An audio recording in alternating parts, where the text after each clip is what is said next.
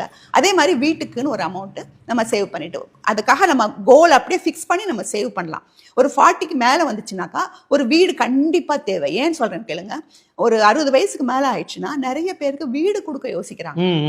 ஏன்னா அந்த பேரண்ட்ஸ் 2 பேர் தான் இங்க இருப்பாங்க, பிள்ளைங்க ஊருக்கு போயிடுவாங்க. இந்த பேரண்ட்ஸ்க்கு ரொம்ப உடம்பு முடியலன்னா யார் பாக்குறது அவங்கள?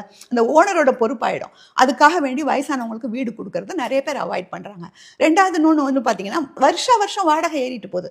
ஏற்கனவே நம்மளுக்கு இன்கம் கிடையாது 60 வயசுல. பாசிவ் இன்கம்ல வாழணும்னு நம்ம பேசிட்டு இருக்கோம். அப்படி இருக்கும்போது வாடகை ஜாஸ்தி ஆகிட்டே போச்சுன்னா அவங்க எப்படி சமாளிக்க முடியும்? அதனால ரிட்டையர் ஆகிறதுக்கு முன்னாடி நம்ம லோன் எல்லாம் முடிச்சு கையில ஒரு வீடு இருக்கணும்.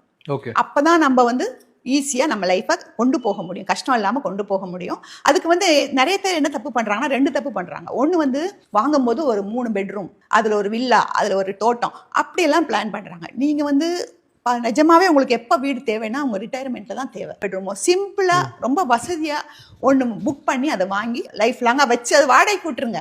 நீங்க உங்களுக்கு எப்போ தேவையோ அப்பா நீங்க அங்க போய் சேர்ந்துக்கலாம். அது ஒண்ணு பண்ணணும். இன்னொன்னு சென்னையில தான் வாங்கணும், கோயம்புத்தூர்ல தான் வாங்கணும். அந்த இங்கெல்லாம் ரொம்ப விலை ஏறி போச்சு. ஸோ இது அவசியமே இல்லை. உங்க ஊர் எது? நம்ம ஊர் எது? நம்ம கடைசியில் இங்கே தான் இருக்க போறோமா, சென்னையில் தான் இருக்க போறோமா? இல்லையே, நம்ம ஊருக்கு போக சான்ஸ் இருக்கே. ஸோ அங்கே வாங்கி வைப்போம். நம்ம ஊருக்கே போகலன்னா கூட நம்ம 60 வயசுல வரும்போது அந்த வீடை வித்துட்டு கூட நம்ம இங்க மறுபடியும் வேற ஒரு வீடு அரேஞ்ச் பண்ணி வாங்கிக்கலாம். ஸோ வீடுங்கிறது உங்களுக்கே தெரியுமே, பேசிக் 3 நெசசிட்டிஸ்ல வீடு ஒண்ணு, இருப்பிடம், உணவு, உடை. இந்த 3 இருக்கும்போது இந்த இருப்பிடம்ங்கிறது ரொம்ப முக்கியம். அதுக்கு வந்து ஒரு 40 இயர்ஸ் வரைக்கும் நம்ம சின்னதா சேவ் பண்ணிட்டு அப்புறமா